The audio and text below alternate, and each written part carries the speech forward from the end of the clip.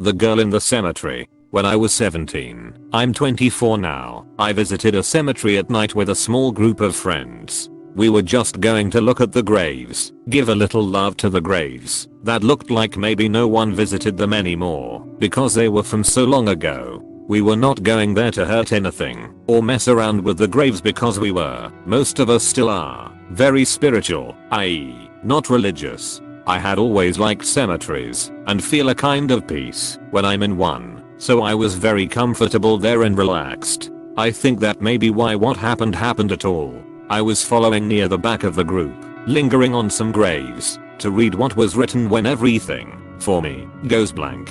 The rest of what happens is what my friends told me about hours later. Hey, this'n's mine. I called to the next nearest person in my group. He turned around to laugh and tell me to quit playing around when he stopped. I shouldn't died. Really? It wasn't my fault. What do you mean? He asked, getting my other friends to stop and walk back to me. Well, yeah, see, I was playing in the barn with the kittens and the man came in with a gun and bang. I don't think they would have believed I wasn't the one speaking if the voice coming out of me hadn't been so much higher pitched and had a very country accent. I don't know why he did it. He was my dad's best friend. For the next 2 hours, I led them around the cemetery pointing out graves and telling them about the people buried there like I knew them. One of my friends had her phone out to use as a flashlight and recorded everything I was saying so they could face check when we went back to the house we were staying at. Eventually I stopped again, frowning at a headstone. This is my brother. He got to live a long time. It's not fair. I wanted to live too, I said, stomping my foot before just collapsing on the ground. I didn't wake up until we got home that night and I remember I had the worst headache of my whole life. My friends showed me the video, then we all looked up as much as we could on the internet to see if I had been right. I was right about everything except one thing. The grave I had collapsed on top of hadn't been the brother of the girl who had supposedly possessed me. He had been the son of her father's best friend. The same best friend who she said shot her. I've never been back to that cemetery since. I'm afraid a little girl won't be the one to possess me this time. Haunting that took 40 years to figure out. I never really thought about the place as haunted until the other night when I was talking to my son as he went to sleep, since he's now about the same age, 12. I was when all this happened. I suppose I was remembering things from a time in my life that he could possibly relate to, and it was only while recounting all of these past events that they tallied up in my mind to something I'd previously never seen them as.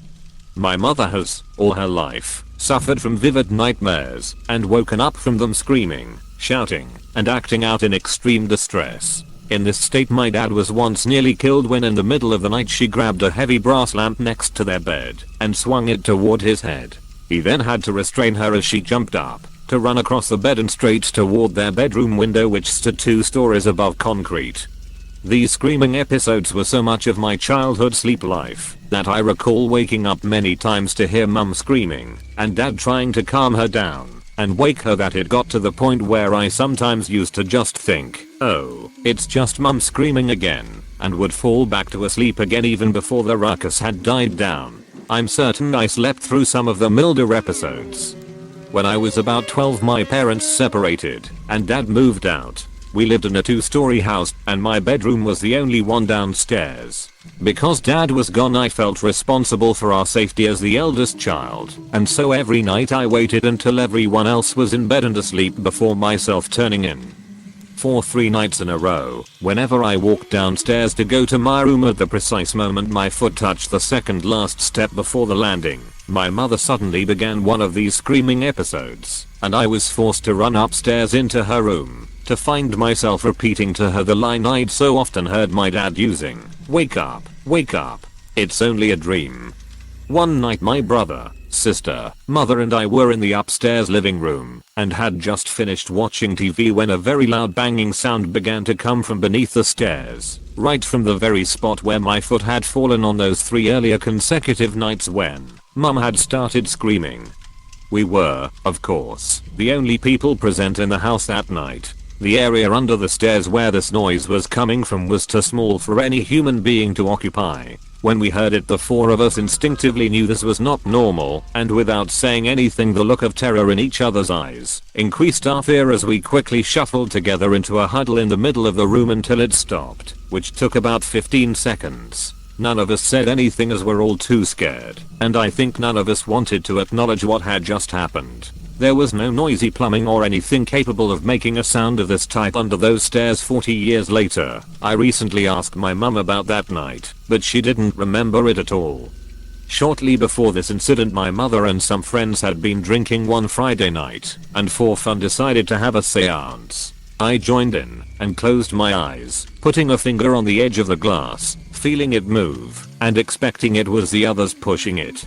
When I opened my eyes again, I was surprised to find none of the others had their fingers on the glass at all, and it quickly slowed to a stop.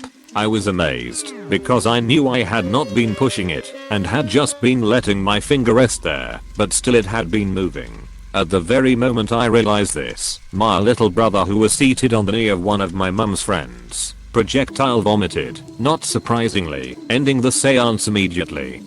Sleeping downstairs on my own, I sometimes woke up very afraid of something I felt was in my room, and which wished me harm. Whatever it was, I could not figure, but it terrified me on a few occasions, enough to run upstairs and spend the rest of the night in the safety of my little brother's room. My downstairs bedroom had a door that opened onto the basement, which wasn't really a basement, but the foundations of the house, which sat on the side of a very steep hill, and so displayed beneath it the incline on which our house had been built. This area housed a small long room used for storage, and at one end by my dad as a workshop with a low wall open at the top, so you could see the barren ground beyond, tapering to a shallow and always shadowy edge.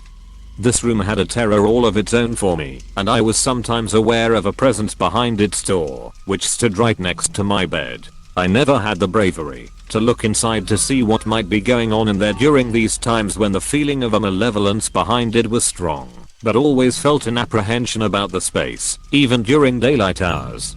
As I was a kid, I spent plenty of time in there playing during the day, but I also recall never leaving that space without at least a feeling of unwelcoming dread touching me as I left the room, as though closing the door upon the darkness behind gave free rein to something evil inside to freely roam. Whenever my grandmother visited us to stay over, she slept in my bedroom as it was big enough to house a spare bed. Years after we moved out, she decided to tell me about something that happened to her one night that she had not felt comfortable about telling me when I was younger, and it had happened when she was a young girl, back in 1910 or so. Her family were out in the bush with the campfire burning when one of her cousins, or a relative of some kind, I'm not completely sure, a young girl, got too close to the flames and her dress caught alight. This was in the days when girls wore full-length dresses. To put out the flames, someone grabbed her and threw her into the nearby creek, but by doing this, the shock of the cold water, combined with the terror the child was experiencing from being on fire, caused the girl to immediately die. What had happened in my bedroom that night was my grandmother had been woken up by this girl standing next to her bed, smiling and telling her, "Don't worry, Nana, I'm okay. I'm alright now." I remember thinking it a bit weird that her cousin, or whatever, would call her Nana, but my grandmother had 12 kids, and so everyone, and often there were a lot of people about, just called her Nana. I don't really think this was the ghost of the dead girl, just something that took her form, and which only knew my grandmother by the name it had heard her called around our house. Its intention had always been to cause fear, and had my grandmother told me about this back then, I would not have been able to relax in that room again. Sometimes I still dream about that house, even though we only lived there for a few years. One night years ago, I had a memorable nightmare. I was standing there again, and at the top of the stairs, surrounded by a darkness that was beyond real. I think you probably know the kind of darkness I mean, the type so thick that even darker things can hide in it. I moved toward the top of the stairs, since apart from the darkness it was the only thing present, and looked down toward the landing, where I saw a small spotlight of cold white light illuminating the very spot where my foot had fallen on those nights when my mother began screaming. I looked away and thought to myself, you know what would be really scary right now? If something were to appear in that space, and when I looked back, a doll had been placed there. Just a nightmare, of course, but still an odd example of the subconscious taking pieces of events and moving them toward a conclusion. Something that my waking mind took over 40 years to comprehend. Park Place. It was 1983 to 85 when we had moved from Japan to the Florida Panhandle. Fort Walton Beach to be exact. The most beautiful community you could imagine.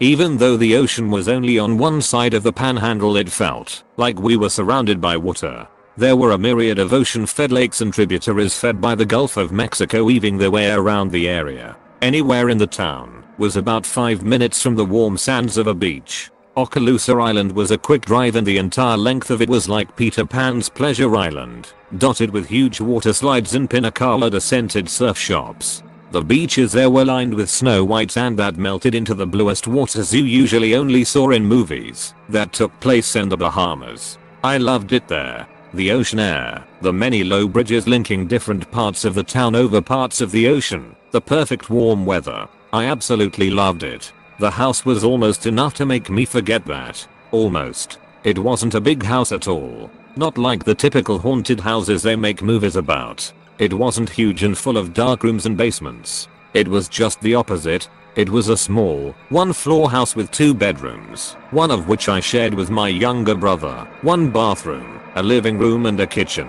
What we didn't have with money living a military lifestyle was made up for by traveling all over the place and experiencing life in a way most people never get to. So the house was small, but we were happy. It was also on a pretty major street that was fairly busy all day, a stoplight only a block away from us. A very unassuming living situation. There was, however, one small detail my parents had kept from us until we were fully moved in. Across the street there was an enormous brick wall that spanned at least 20 feet high, dressed in dripping green ivy, and topped with ornate black iron spikes every 10 feet the entire length of it, that being at least 5 or 6 blocks. I had thought it was the private property of the wealthy. There were so many of them there. Old mansions owned by older money. They were everywhere. But that was not the case here. No, not at all.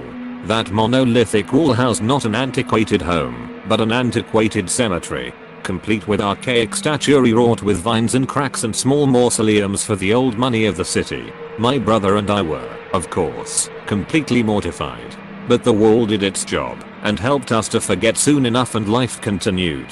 One night we were all watching Night Flight together. I loved music and my parents, being very young for parents of 2 boys, were a huge influence on my love of rock and pop. Our couch sat in front of the huge living room window that looked out onto the busy street, only facing away from it. At this time of night traffic was minimal, and any noise was being drowned out by Yes singing Owner of a Lonely Heart anyway. Still, I heard something over the music. Something coming from the street. I instinctively looked at my mom and she just kind of nodded no to me, like she knew what I was thinking.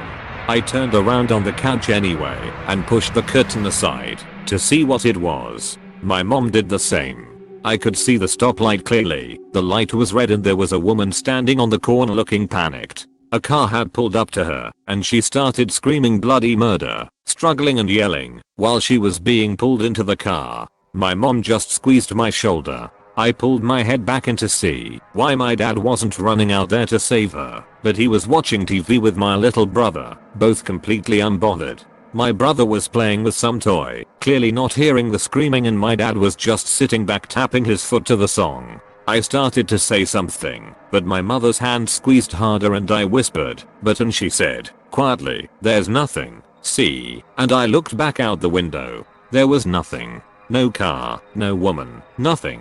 It happened so fast I was confused. Where did the car go? I didn't hear it peel out. I didn't know when the screaming stopped either. It just stopped. I realized that when I was watching the car and the girl, there were no other cars driving by. In those few minutes no one passed them. And now the street was suddenly very busy. I looked up at my mom and she said, under her breath, "I told you not to look," and gave me this look that said, "Don't tell your father you saw anything." So I didn't. And that was the beginning.